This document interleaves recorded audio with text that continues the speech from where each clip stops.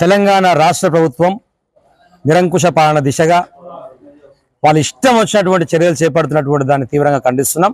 ఎందుకంటున్నామంటే మాట్లాడినటువంటి వారు అందరినీ అరెస్టుల పేరుతోని భయభ్రాంతులకు గురి చేస్తూ వాళ్ళు జర్నలిస్టులైనా విద్యార్థి నాయకులైనా పొలిటికల్ లీడర్లైనా చేయడంతో పాటు అన్ని ఉద్యమాలకు పురిటిగడ్డ లెక్కున్నటువంటి ఉస్మానియా యూనివర్సిటీ అనేటువంటిది ఒక ఉద్యమాలకు ఒక అడ్డ ఒక గడ్డ.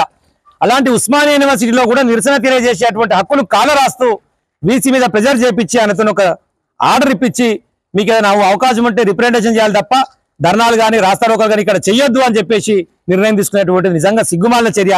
ఎందుకంటే రేవంత్ రెడ్డి చేసేటువంటి చర్యలకు రేవంత్ రెడ్డి దిశబొమ్మ దగ్ధం చేస్తే దాన్ని చూసి తట్టుకోలేక వ్యక్తిగతంగా తీసుకొని ఎవరైతే దిశబొమ్మ దగ్ధం చేసిన వాళ్ళ మీద కేసులు పెట్టండి, రేపటి నుంచి అసలు అలాంటి చర్యలు జరగనే వద్దు అక్కడ అని చెప్పేసి ఆ నిర్ణయం తీసుకున్నటువంటి పరిస్థితి. కానీ ఇదే రేవంత్ రెడ్డి అదే ఆర్ట్స్ కాలేజ్ ముందల ఎగిరి దుంకి విద్యార్థులతో ఎత్తుకొని ఈ తెలంగాణ రాష్ట్ర ప్రభుత్వం సకాలం చేస్తలేదు, కేసీఆర్ గారిని గద్దె దించాలని చెప్పేసి రకరకాల మాట్లాడారు. మరి అయ్యాలు ఎందుకు గుర్తుకు రాలేదు నీకు ఈ విషయం రేవంత్ రెడ్డి అని చెప్తున్నా. ఎన్నికలప్పుడేమో అన్ని శుద్ధపూస మాటలు, ఇవాళ చేసేటివన్నీ లంగ పనులు. రేవంత్ రెడ్డి ఇప్పటికైనా మానుకో. తెలంగాణ ఉద్యమాలతో పాటు తెలంగాణ సాయుధ పోరాటం కానీ అంత ముందుకున్నటువంటి ఏ మూమెంట్కైనా సరే విప్లవాలకు సంబంధించినటువంటి ఏ మూమెంట్కైనా ఉస్మానియా యూనివర్సిటీ అనేటువంటి పురిటిగడ్డ. ఆ ఉద్యమాల నుంచి చాలా మంది నాయకులు ఎదిగారు. ఆ ఉద్యమాలే కాకుండా రెగ్యులర్ పాలిటిక్స్ నుంచి కూడా అక్కడి నుంచి చాలా మంది నాయకులు ఎదిగారు. మేమందరం కూడా ఆ రోజు ఉన్నటువంటి అవకాశాలతో అదృష్టంతో ఇక్కడ వరకు వచ్చిన వాళ్ళం. మేమందరం కూడా ఉస్మానియా యూనివర్సిటీ నుంచి వచ్చిన వాళ్ళమే.